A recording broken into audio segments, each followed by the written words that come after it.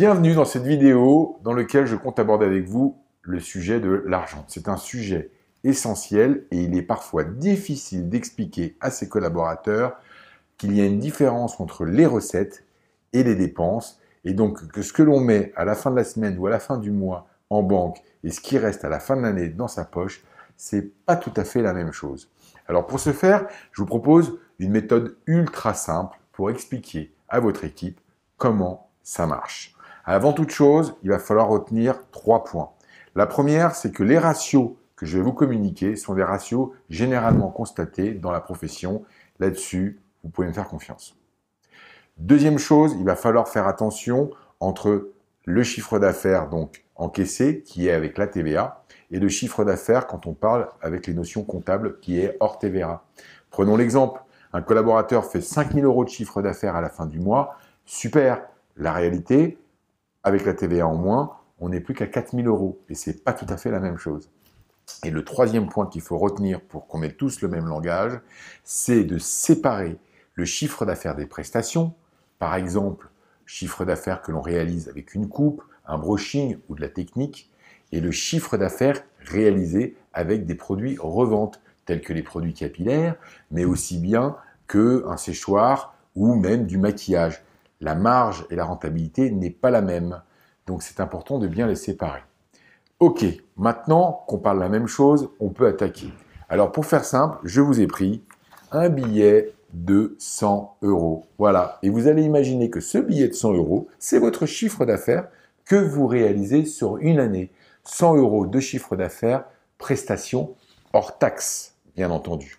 Et sur lequel nous allons retirer les postes charges les plus importants au nombre de 4. Le premier poste, c'est celui qui concerne les matières premières.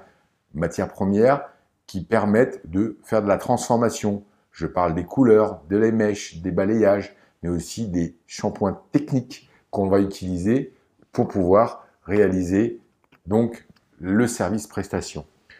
Les ratios moyennement constatés sont entre 5 et 10%. Pour faire simple, je vous propose de prendre 8. Retirons donc 8 à notre billet de 100 €. Voilà pour le premier poste. Deuxième poste, et celui-ci c'est le plus important, c'est le poste des frais de personnel.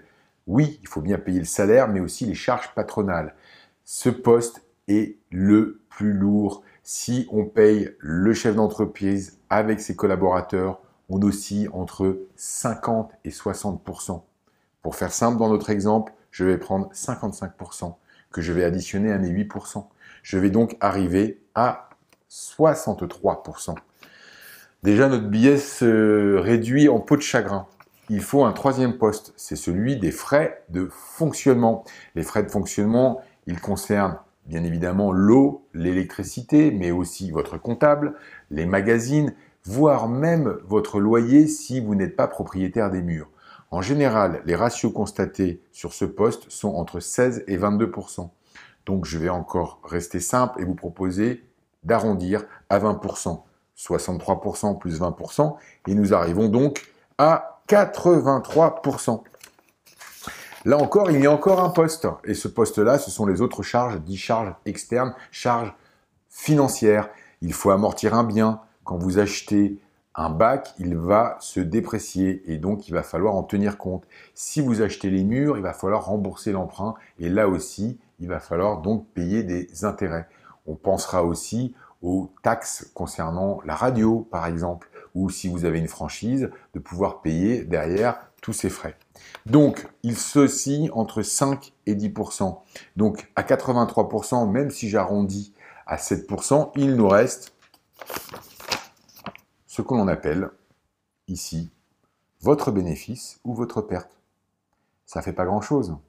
Et les ratios normalement constatés en prestation sont de l'ordre de 2 à 8%. Résumons. Sur un billet de 100 € hors taxe de prestation, que vous soyez à la fin d'une journée ou à la fin d'une année, il vous reste entre 2 et 8 € dans votre poche.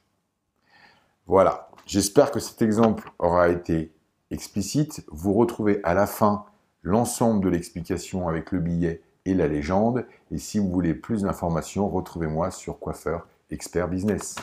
Merci à vous.